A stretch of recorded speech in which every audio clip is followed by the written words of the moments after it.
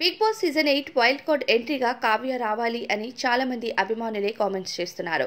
ఇక బుల్లితెరపై కావ్య అలానే నిఖిల్ జంట చాలా మంది అభిమానుల్ని సొంతం చేసుకున్నారు.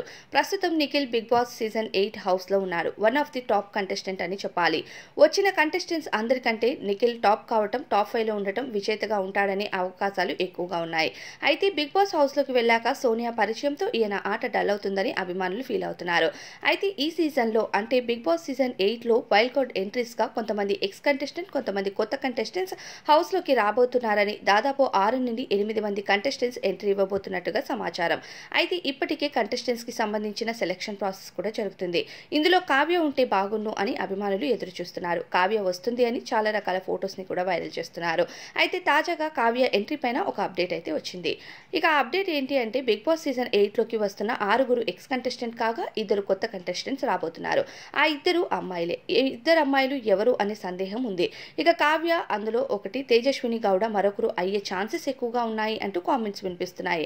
అందుచేత ప్రస్తుతం బిగ్ బాస్ సీజన్ 8 హౌస్ లోకి కావ్య వస్తుంది అని తెగ ఫొటోస్ వైరల్ అవుతున్నాయి.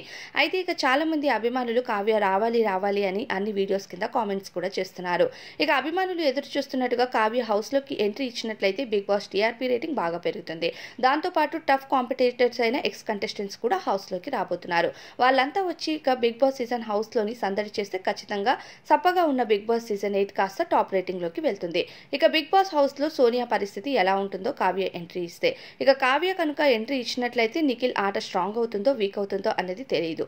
కానీ వచ్చే కంటెస్టెంట్స్ ఇద్దరిలో ఎవరో ఒకరు కావ్య అయితే బాగుంటుంది అని అభిమానులు ఎదురు చూస్తున్నారు. ఈ కొత్త కంటెస్టెంట్స్ లో కావ్య ఉండాలని ఎంతమంది అనుకుంటున్నారో మీ అభిప్రాయాన్ని కామెంట్ బాక్స్ లో చెప్పేయండి.